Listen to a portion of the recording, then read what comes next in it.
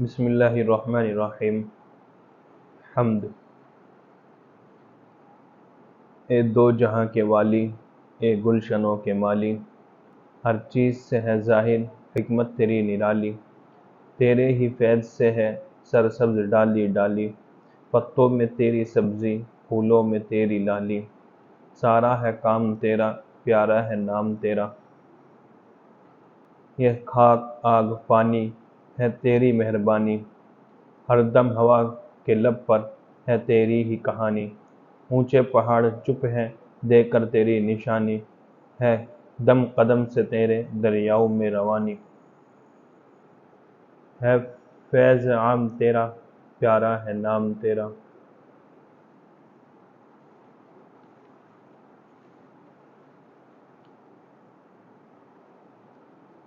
تو نے ہمیں بنایا اور سوچنا سکھایا، ہر شے میں ہم نے دیکھا تیرے کرم کا سایہ، جس جہاں بھی ہم نے ڈھونڈا تیرا نشان پایا، خالق ہے تو خدایا رازق ہے تو خدایا، ہر ایک غلام تیرا پیارا ہے نام تیرا۔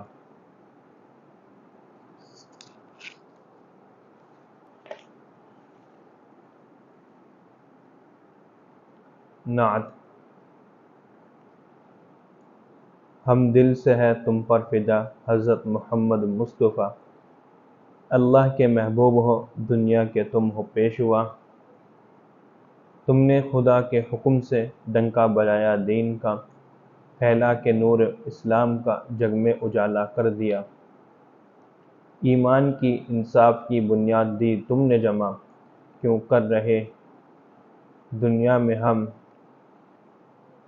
کیا ہے بھلا کیا ہے برا، اوروں کا ہے کیا ہم پہ حق، کیا حق ہے اپنی ذات کا، کیا کیا ہے حق اللہ کے یہ سب دیا تم نے بتا، ہر بات میں سو خوبیاں ہر کام حکمت سے بھرا، ہر دم تمہارے نام پر صلی علی صلی علی۔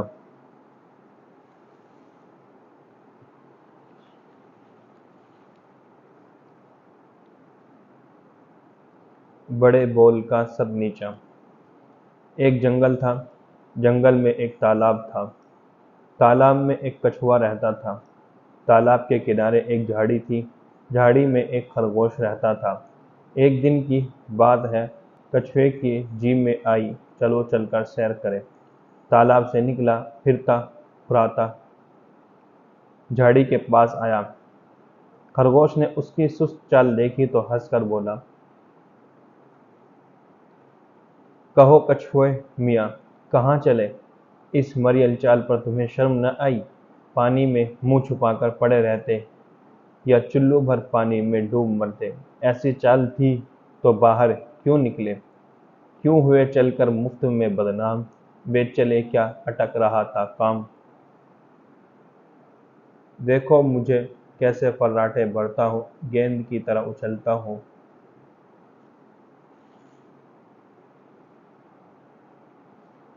توپ کے گولے کی طرح جاتا ہوں، دوڑ جھپٹ میں کوئی میری برابری نہیں کر سکتا، یقین نہ آئے تو آؤ مقابلہ کر کے دیکھ لو۔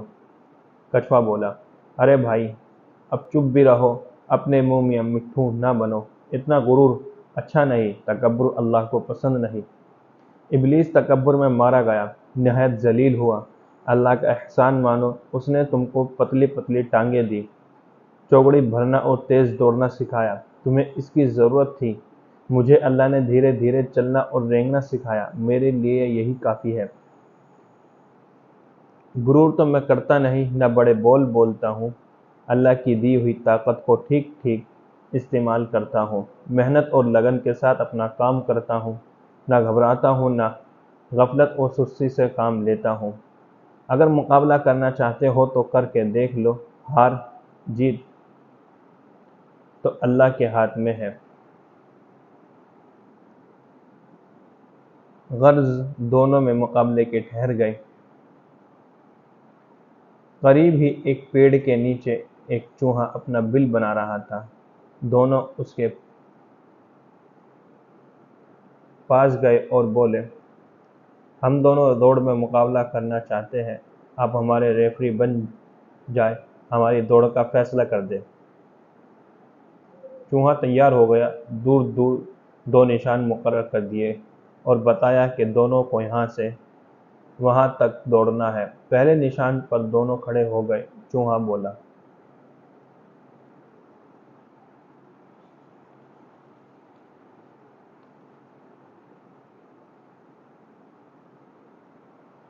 تیار، 1 2 3۔ دونوں دوڑنے لگے۔ خرگوش پھرتی دکھاتا چھلانگیں لگاتا ہوا بڑھا، کچھوا رینگتا ہوا چلا۔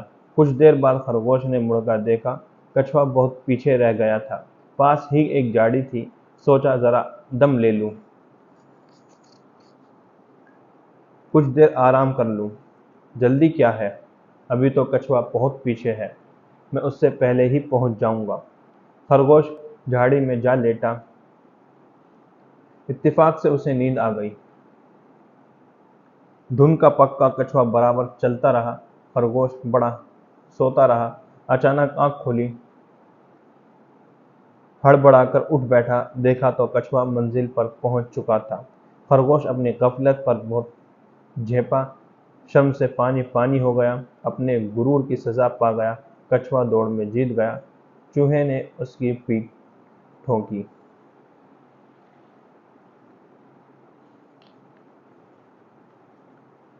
رسول خدا بچوں کے ساتھ۔ اللہ کے آخری رسول حضرت محمد صلی اللہ علیہ وسلم کا اخلاق اور آپ صلی اللہ علیہ وسلم کی عادتیں تمام انسانوں سے بہتر تھی۔ آپ صلی اللہ علیہ وسلم بچوں سے بہت پیار کیا کرتے تھے۔ فرمایا کرتے تھے کہ جو چھوٹوں پر رحم نہ کرے اور بڑوں کا حق نہ پہچانے وہ ہم میں سے نہیں ہے۔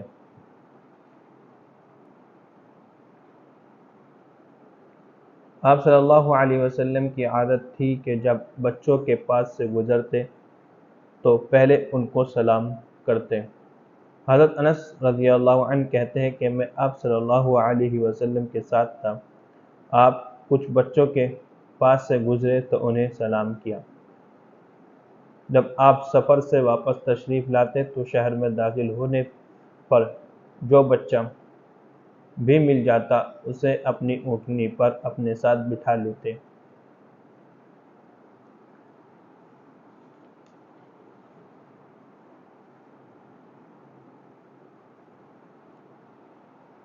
ام قیس رضی اللہ عنہ بنت محسن کہتی ہیں کہ میں اپنے بیٹے کو لے کر آپ صلی اللہ علیہ وسلم کی خدمت میں حاضر ہوئی۔ آپ صلی اللہ علیہ وسلم نے اس کو اپنی گود میں بٹھا لیا۔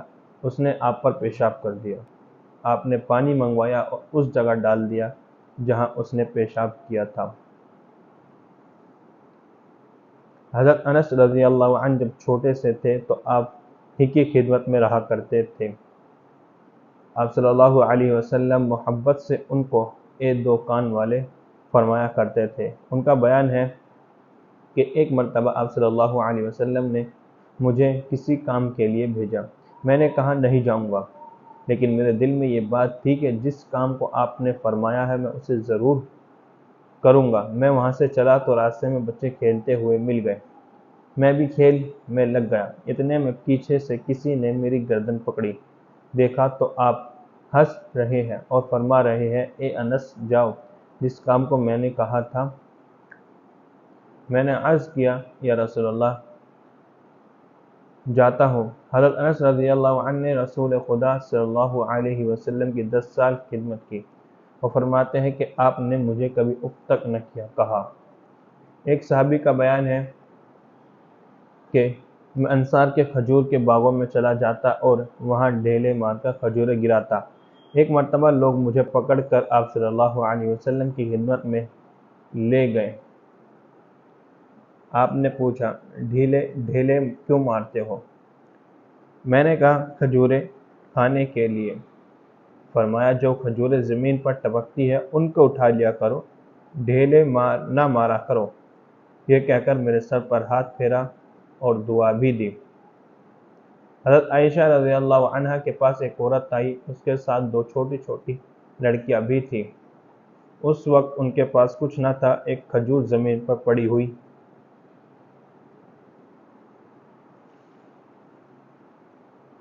تھی۔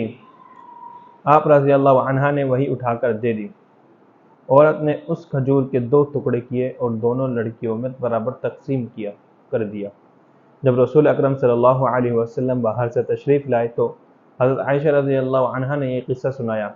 آپ صلی اللہ علیہ وسلم نے فرمایا، جس کو خدا اولاد کی محبت عطا کرے اور وہ ان کا حق ادا کرے تو وہ دوزخ سے بچ جائے گا۔ آپ صلی اللہ علیہ وسلم فرماتے ہیں کہ میں نماز شروع کرتا ہوں اور یہ ارادہ ہوتا ہے کہ اس کو لمبی کر دوں گا کہ اتنے میں سب سے کسی بچے کے رونے کی آواز آتی ہے۔ اس خیال سے میں نماز مختصر کر دیتا ہوں کہ اس کی ماں کو تکلیف ہوگی۔ جب کسی کے گھر کوئی بچہ پیدا ہوتا تو سب سے پہلے اس کو آپ صلی اللہ علیہ وسلم کی خدمت میں پیش کیا جاتا۔ آپ بچے کے سر پر ہاتھ پھیرتے، کھجور چبا کر اپنے منہ کا لعاب بچے کے منہ میں ڈالتے اور اس کے لیے برکت کی دعا فرماتے۔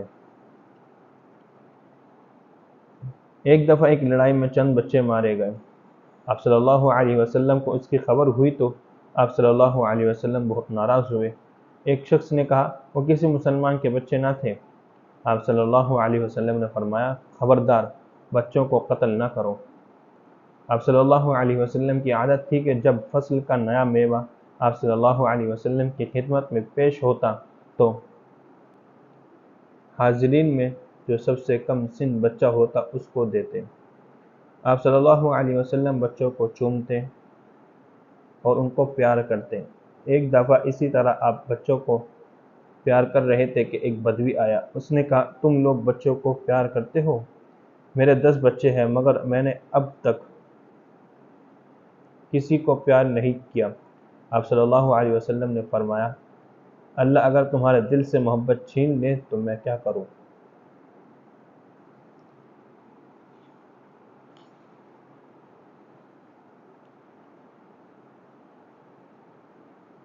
جب آپ صلی اللہ علیہ وسلم مکہ چھوڑ کر مدینے میں داخل ہو رہے تھے تو انصار کی چھوٹی چھوٹی لڑکیاں خوشی خوشی گیت گا رہی تھیں۔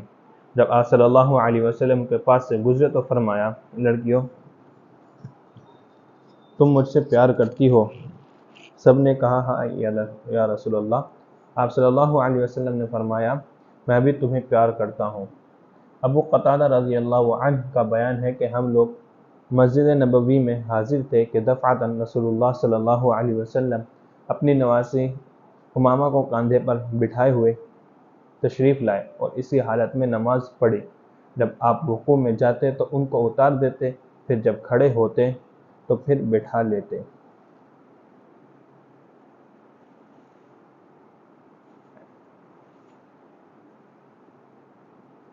بھائی بھلکڑ۔ دوست ہے اپنے بھائی بھلکڑ، ساری باتیں ان کی گڑبڑ۔ راہ چلے تو رستہ بھولے، بس میں جائے تو بستہ بھولے۔ ریل میں جب یہ حضرت بیٹھے، پہنچے 4 اسٹیشن آگے۔ ٹوپی ہے تو جوتے غائب، جوتے ہے تو موزے غائب۔ پیالی میں ہے چمچہ الٹا، پھیر رہے ہے کنگھا الٹا۔ کام ہے ان کا سارا الٹا، پہنے ہے پاجامہ الٹا۔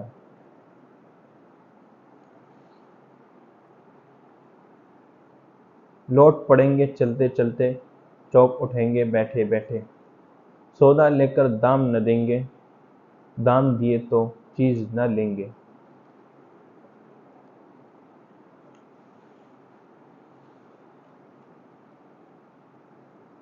نیک دل سلطان۔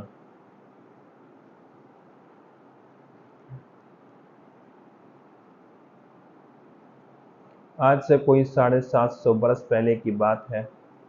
دہلی میں ایک بادشاہ تھا، لوگ اسے سلطان کے نام سے یاد کرتے تھے۔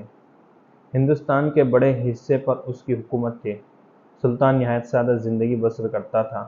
ایک دن کی بات ہے، سلطان کی ملکہ کھانا پکا رہی تھی۔ توے سے روٹی اتارنے میں اس کا ہاتھ جل گیا۔ وہ اوئی اللہ کرتی اور ہاتھ سلاتی ہوئی سلطان کی خدمت میں حاضر ہوئی۔ سلطان اس وقت قرآن مجید کی کتابت کر رہا تھا۔ ملکہ کو تکلیف میں دیکھ کر اس کا دل بھر آیا۔ بولا، کیا بات ہے ملکہ، تمہارے ہاتھ کو کیا ہوا؟ ملکہ، کیا کہوں بادشاہ سلامت، روٹی اتار رہی تھی، توے سے ہاتھ جل گیا۔ سلطان، خدا خیر کرے، گھبراؤ نہیں، میں مرہم لاتا ہوں۔ سلطان کتابت چھوڑ کر اٹھا اور مرہم لا کر خود ہی ملکہ کے ہاتھ پر لگا دیا۔ ملکہ کچھ سکون اور ٹھنڈک محسوس کرنے لگی۔ ملکہ، عالی جان، اب کیا ہوگا؟ گھر میں کوئی خادمہ یا نوکرانی ہے نہیں، میں ہی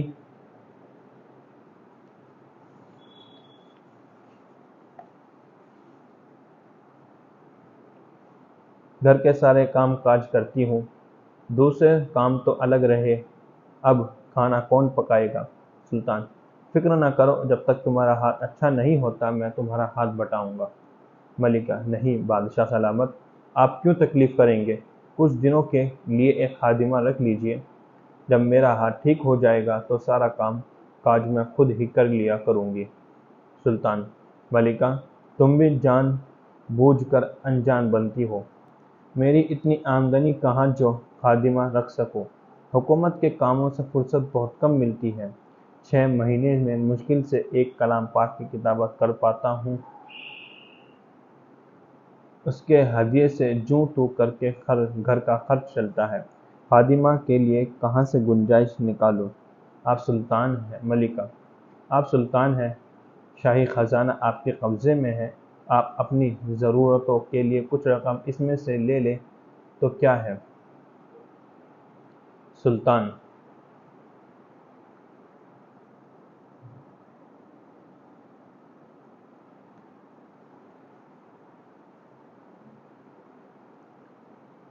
سلطان، ملکہ، یہ تم کیا کہہ رہی ہو؟ شاہی خزانہ تو رعایا کی امانت ہے، رعایا کی بھلائی پر خرچ ہوتا ہے، میں تو اس کا صرف امین ہوں، اس میں سے کچھ لینے کا مجھے کیا حق ہے؟ سلطان کا جواب سن کر ملکہ خاموش ہو گئی۔ سلطان نے اسے صبر و شکر کی تلقین کی۔ ملکہ مطمئن ہو کر گھر کے کام کاج میں لگ گئی۔ سلطان بھی اس کا ہاتھ بٹانے لگا۔ یہ تھی ہندوستان کے ایک نامور بادشاہ سلطان ناصر الدین کی گھریلو زندگی۔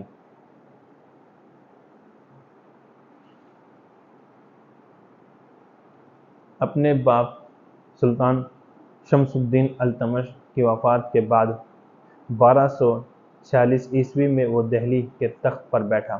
اس نے ہندوستان پر 20 سال حکومت کی۔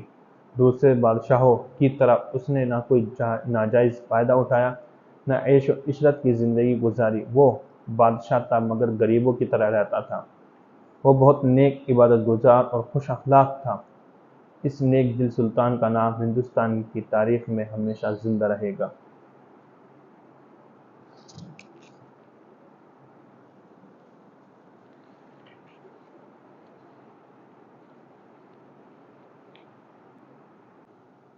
سچائی۔ پہلے زمانے میں سفر کرنا بہت دشوار تھا۔ لوگ جانوروں کی پیٹھ پر سوار ہو کر سفر کرتے تھے۔ سواری نہ ملتی تو پیدل ہی چلنا پڑتا تھا۔ راستے میں لوٹ مار کا بھی خطرہ رہتا تھا، اس لیے لوگ قافلے کی شکل میں سفر کیا کرتے تھے۔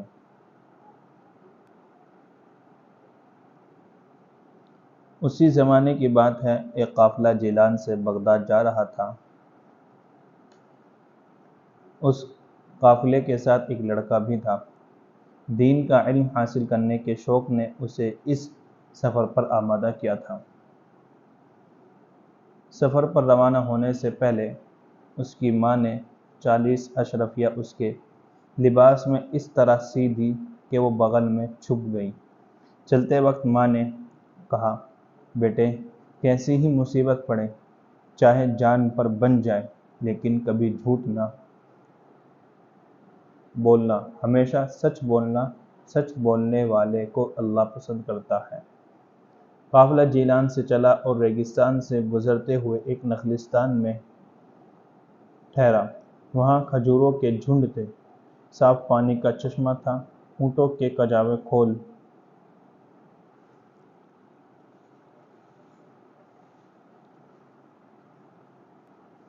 دیے گئے۔ لوگوں نے اپنے ہتھیار رکھ دیے، بوڑھے کمر سیدھی کرنے لگے، نوجوان لکڑیاں جمع کرنے اور دوسرے کاموں کے لیے ادھر ادھر پھیل گئے، عورتوں نے چولہے سنبھال لیے، بچے بالے کھیل کود میں لگ گئے۔ اچانک ڈاکوؤں نے دھاوا بول دیا۔ قافلے والے چوکنے نہ تھے، ڈاکوؤں نے انہیں گھیر لیا اور لوٹ مار شروع کر دی۔ ایک ڈاکو نے اس لڑکے کو بھی پکڑا اور پوچھا، لڑکے تیرے پاس کچھ ہے؟ لڑکے نے جواب دیا، ہاں میرے پاس 40 اشرفیاں ہیں۔ ڈاکو نے تلاشی لی، اشرفیاں نہ ملی، سمجھا لڑکا مذاق کر رہا ہے۔ وہ آگے بڑھ گیا۔ ایک اور ڈاکو لڑکے کے پاس سے گزرا، اس نے بھی پوچھا، میاں لڑکے تمہارے پاس کیا ہے؟ لڑکے نے پھر وہی جواب دیا کہ میرے پاس 40 اشرفیاں ہے۔ اس ڈاکو نے بھی ٹٹول کر دیکھا، اشرفیاں اس کے ہاتھ بھی نہ لگی۔ تنگ آ کر وہ اسے اپنے سردار کے پاس لے گیا اور سارا ماجرا کہہ سنایا۔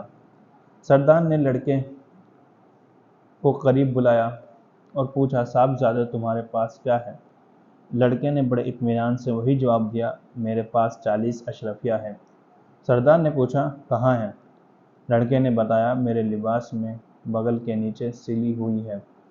سلائی ادھیڑی گئی تو اشرفیاں چھن چھن گر پڑی۔ سردار اور تمام ڈاکو دنگ رہ گئے، حیرت سے لڑکے کا منہ تکنے لگے۔ سردار نے کہا، تم بھی عجیب لڑکے ہو، کیا تم جانتے نہ تھے کہ اشرفیاں ہم چھین لیں گے یا تمہیں ان کی ضرورت نہیں؟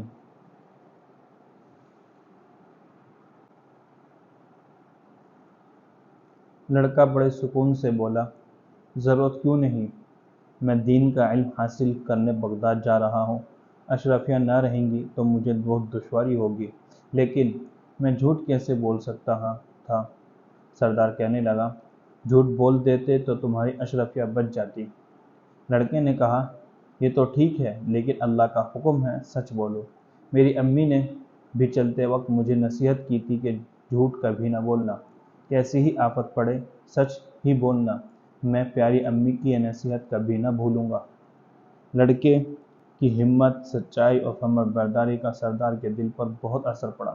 اس نے اپنے دل میں سوچا، اس لڑکے کو اپنی ماں کی نصیحت کا اتنا خیال ہے، اور ایک میں ہوں کہ اللہ اور اس کے رسول کے حکم کے خلاف ڈاکے مارتا پھرتا ہوں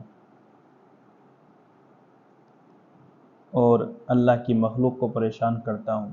سردار کا سر ندامت سے جھک گیا، آنکھوں سے آنسو بہنے لگے۔ اس نے لڑکے کے ہاتھ پر اچھا مسلمان بن کر زندگی گزارنے کا عہد کیا، اپنے تمام گناہوں سے توبہ کی۔ دوسرے ڈاکوؤں نے بھی توبہ کی، قافلے والوں سے معافی مانگی اور لوٹا ہوا کچھ سامان انہیں واپس کر دیا۔ تمام ڈاکو اچھے اور نیک مسلمان بن گئے۔ اس لڑکے کا نام عبدالقادر تھا۔ عبدالقادر پڑھ لکھ کر بہت بڑے عالم ہوئے، اسلام کو خوب پھیلایا۔ وہ شیخ محی الدین عبدالقادر جیلانی رحمۃ اللہ علیہ کے نام سے مشہور ہوئے۔ ان کو بڑے پیر صاحب بھی کہا جاتا ہے۔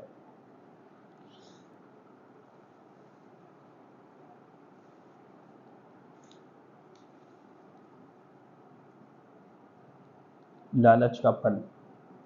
سنا ہے کہیں تھا کوئی بادشاہ، بہت تھی اسے مال و دولت کی چاہ، یہی فکر رہتی تھی اس کو سدا، خزانے ملے کاش قارون کا۔ ملا اتفاقاً اسے ایک فقیر، بڑا پارسا اور روشن ضمیر، کہا اس سے بھی شاہ نے مدعا، بنانا سکھا دو مجھے کیمیا۔ دیا سن کے درویش نے یہ جواب، بہت ہی بری شے ہے لالچ جناب۔ نہ مانا کسی طرح جب لالچی، تو درویش نے یہ دعا اس کو دی، تیرا ہاتھ جس شے سے چھو جائے گا وہ سونا بنے گی بحکم خدا۔ یہ سن کر وہ نادا بہت خوش ہوا اور اس ڈھب سے سونا بنانے لگا۔ نظر آئی جو چیز بھی سامنے، وہ لالچ میں چھوتا رہا ہاتھ سے۔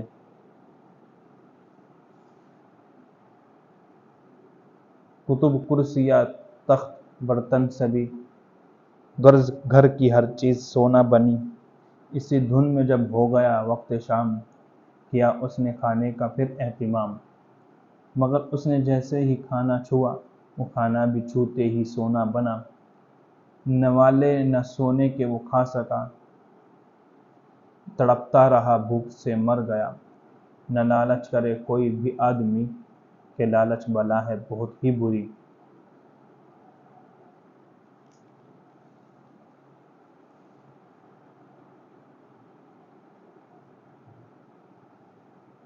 استاد کا ادب۔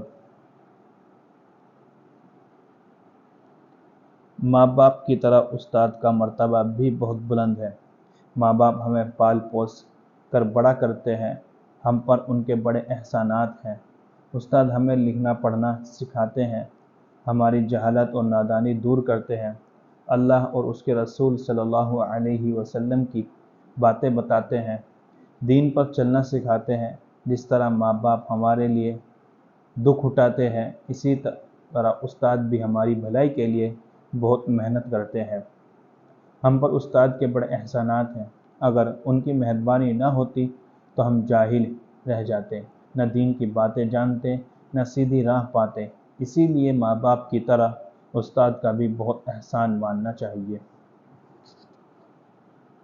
ہمیں چاہیے کہ استاد کے سامنے ادب سے بیٹھے، ساتھ ساتھ چلنا ہو تو ہمیشہ پیچھے چلے، کچھ پوچھنا ہو تو ادب سے پوچھے، جو حکم دے اسے خوشی خوشی مان لے اور ان کی خدمت کے لیے ہمیشہ تیار رہے۔ اللہ کے نیک بندے اپنے استاد کا بہت ادب کیا کرتے تھے۔ حضرت امام ابو حنیفہ رحمۃ اللہ علیہ مشہور عالم دین اور بہت بڑے بزرگ تھے۔ انہوں نے اپنے استاد حضرت حماد رحمۃ اللہ علیہ کی زندگی میں کبھی ان کے گھر کی طرف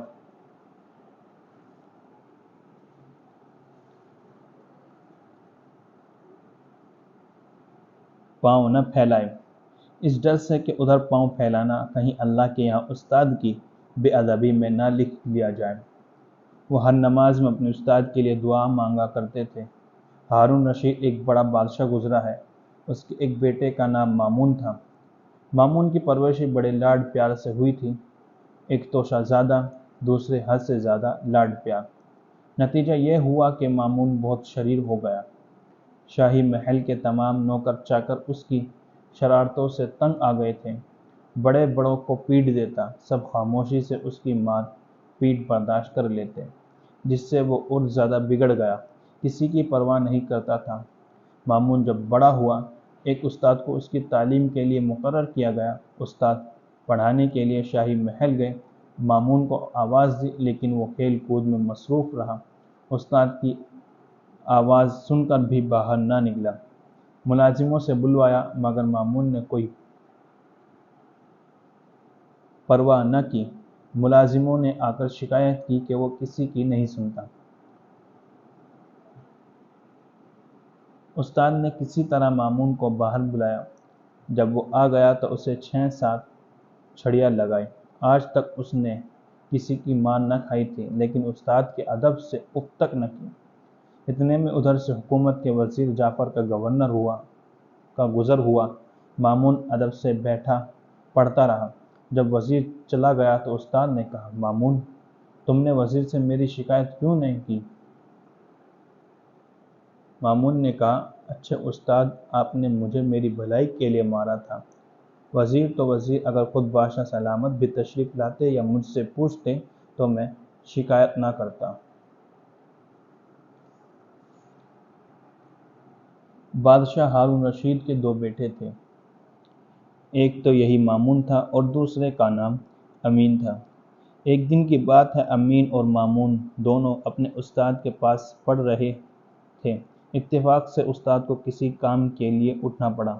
استاد ابھی تیار ہو کر چلنے ہی والے تھے کہ دونوں لڑکے جوتیاں سیدھی کرنے کے لیے دوڑ پڑے۔ جوتیوں کے پاس پہنچ کر دونوں جھگڑنے لگے۔ ہر ایک کی خواہش تھی کہ استاد کی جوتیاں میں سیدھی کروں۔ آخر استاد نے یہ کہہ کر جھگڑا چکا دیا کہ ایک جوتی امین سیدھی کر دے اور دوسری مامون۔ دونوں نے جوتیاں سیدھی کر کے رکھی اور استاد انہیں پہن کر باہر تشریف لے گئے۔ ہارون رشید کو جب اس کی خبر ہوئی تو وہ بہت خوش ہوا، دونوں کو بلا کر بہت انعام دیا۔ بڑے ہو کر یہی دونوں لڑکے بادشاہ ہوئے۔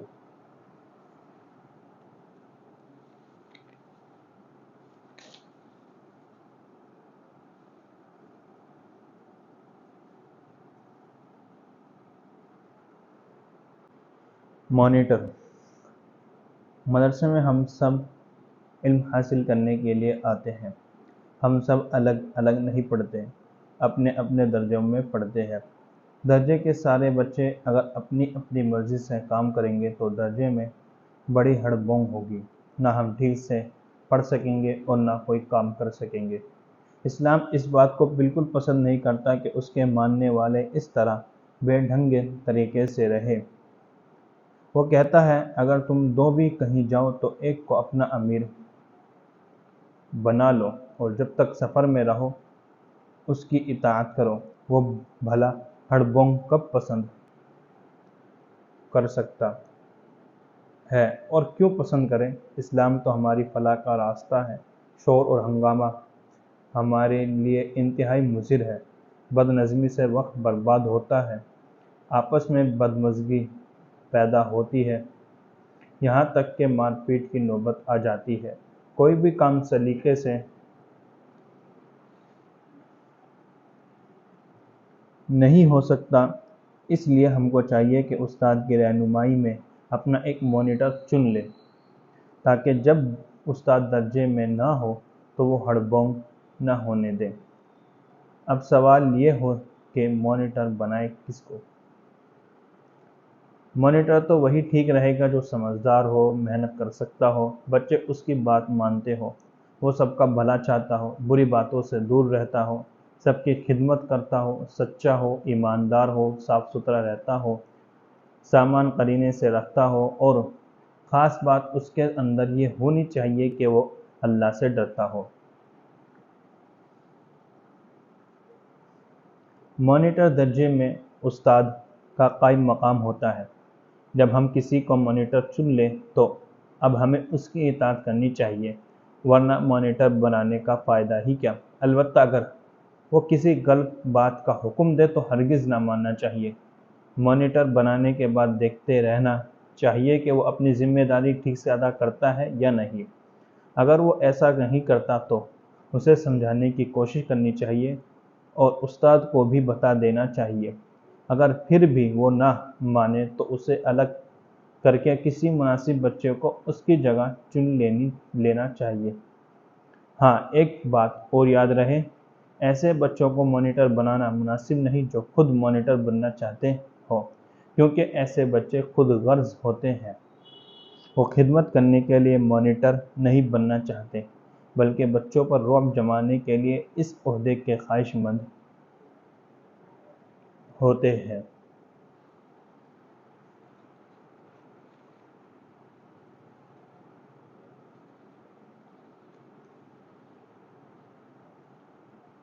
تتلیاں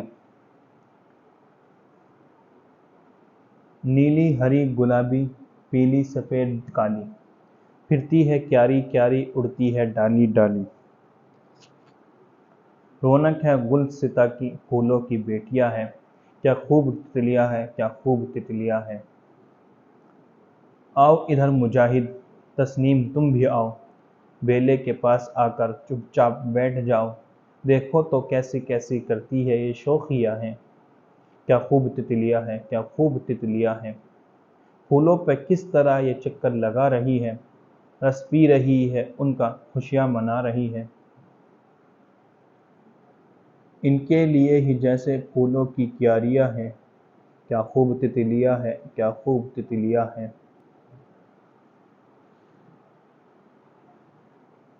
تعریف اس خدا کی جس نے انہیں بنایا، ان کے پروں کو جس نے ہرے رنگ سے سجایا، کیا خوب پر ہیں ان کے، کیا خوب دھاریاں ہیں، کیا خوب تتلیاں ہیں، کیا خوب تتلیاں ہیں۔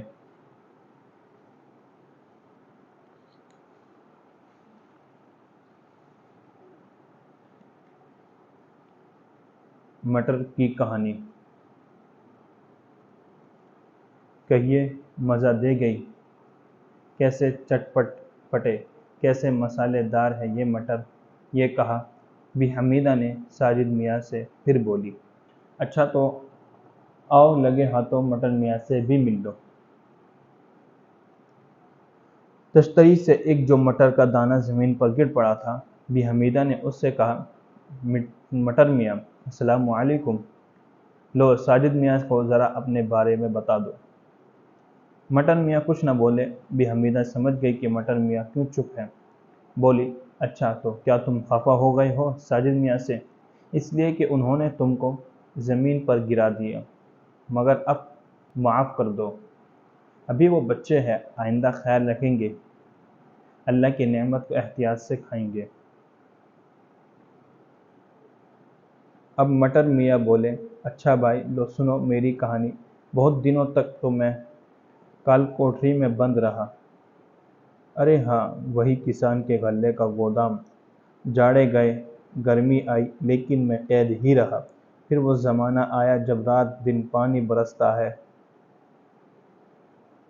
اب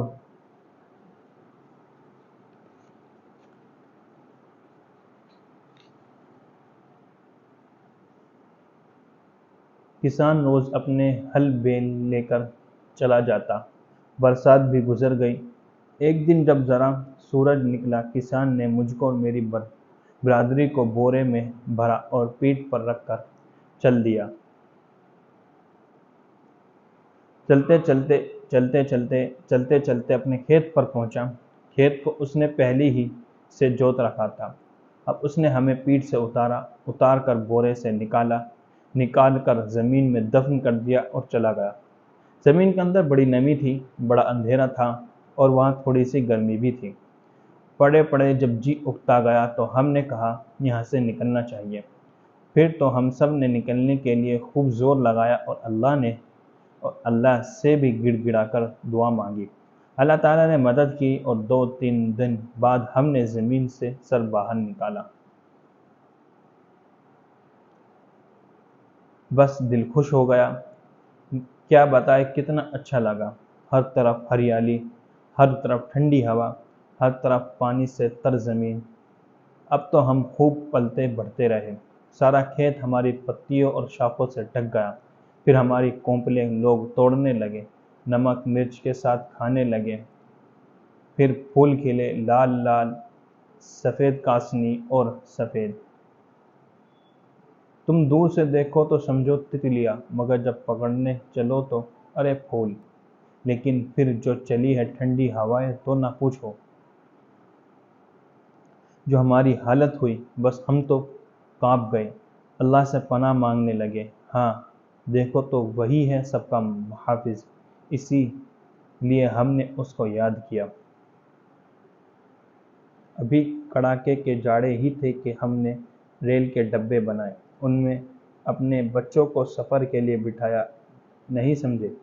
ارے بھائی یہ تو ہماری پھلیاں ہیں۔ ہاں وہی پھلیاں جن کے دانے تم کھاتے ہو، کچے بھی ابلے ہوئے بھی۔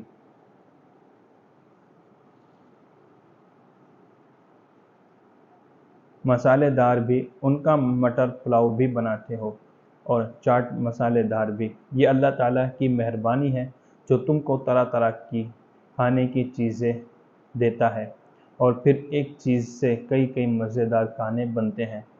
واقعی اللہ تعالیٰ تعریف کے لائق ہے۔ ہاں تو ہماری پھلیوں کے دانے بھی لوگوں نے خوب کھائے۔ پھر جاڑے گزرے، گرمی آنے لگی۔ کھیت میں کھڑے کھڑے ہمیں بہت دن ہو گئے تھے۔ دل گھبرا گیا تھا، مرجھانے لگے، آخر سوکھ گئے، پھلیاں بھی سوکھ گئیں۔ دیکھو یوں ہی تو اللہ تعالیٰ سب کو جلاتا ہے، پھر جب چاہتا ہے مردہ کر دیتا ہے۔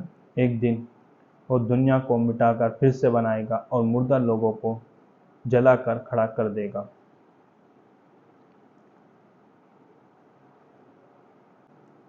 اچھا بھائی، تو پھر کسان آیا، ہم سب کو کاٹا، اکٹھا کیا، بوجھ بنایا، لادا اور لے کر چل دیا۔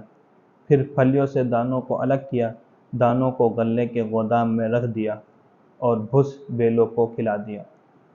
ہاں تو ساجد میاں، اب غلہ بن کر ہم تمہارے کام آتے ہیں۔ اللہ نے جو کام ہمارے سپرد کیا ہے اس کو ہنسی خوشی پورا کرتے ہیں۔ اتنے میں ایک چڑیا آئی اور مٹر کے دانے کو لے اڑی۔ مٹر میاں بولے، اچھا خدا حافظ، میں چلا۔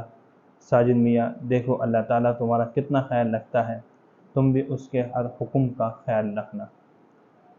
ساجد میاں بی حمیدہ سے بولے، مٹر میاں سچ تو کہتے ہیں، پھر ہم کیوں نہ ان کی بات مانیں۔